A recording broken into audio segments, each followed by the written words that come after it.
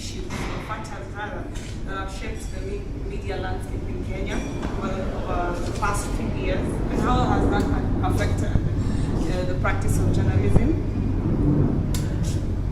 Well, all right. My name is Samson. I'm a communications consultant. Well, I think the regulatory environment in Kenya is very friendly to the media.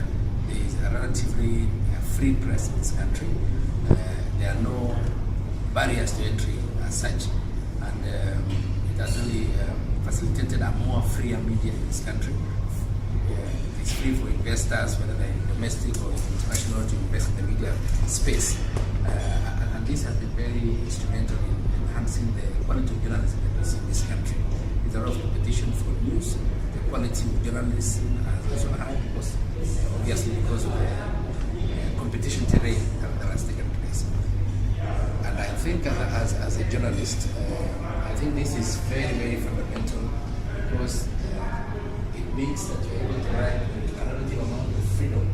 There are no guards, press guards that we in other countries. We think this will, I think this works very well for this country. It enhances the quality of journalism.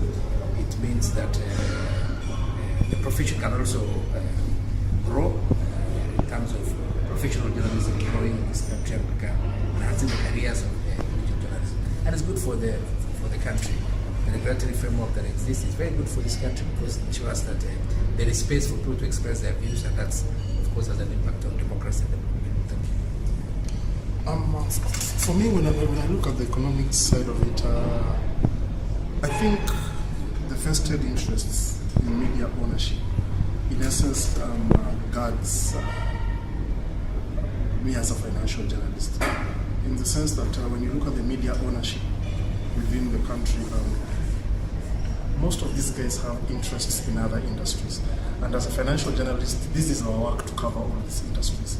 So basically you find yourself curtailed in a way in reporting on some issues and some industries, mostly because this is a class that has business interests together, and you cannot authoritative or sort of independently bring out a report which might, on the other side, affect someone's operation.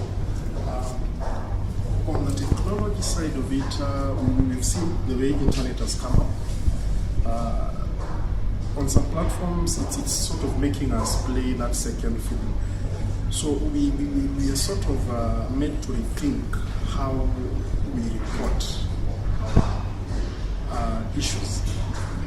We have now to go in depth to offer the reader out there what that internet reporter or internet reporting cannot give. You have to give your facts, you have to give figures. You know, in essence, you just try being different so that at the end of the day, you end up complementing what the internet through social media and that gives. Let me also add what Alan is saying with regard to the ownership structure. Even with the regulatory frameworks that are very friendly, the ownership structure also can present a few challenges. For instance, I realized that the Media Owners Association would actually be playing a very strong role and may actually overshadow the Media Council of Kenya. And as you say, there are vested interests there which would again impede the freedom of a journalist to say things as they ought to be said because of consideration of the business interests and of course political interests. Certain media stations are owned by politicians who possibly be having certain political inclinations. That is something that we really still need to deal with in this country, and it could, in a way, impact how journalism is done in this country. So, Samson, as a financial journalist, how do you rise above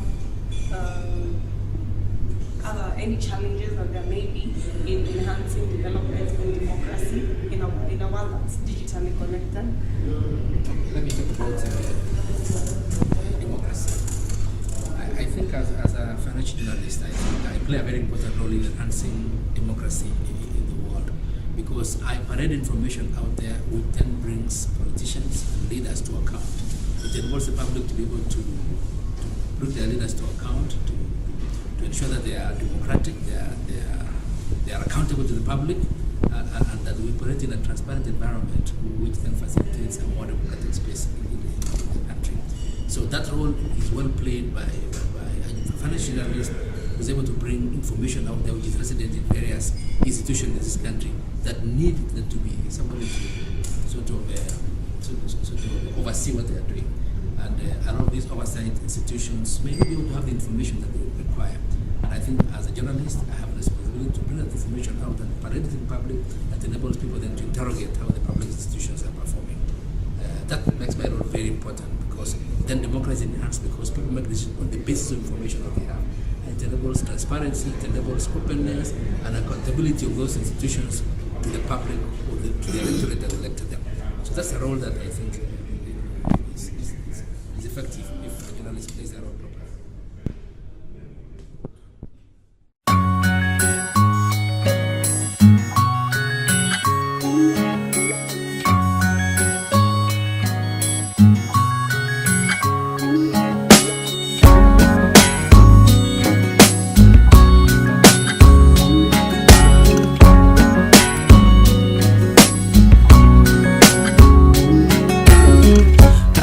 Born on the north side of a Midwestern town.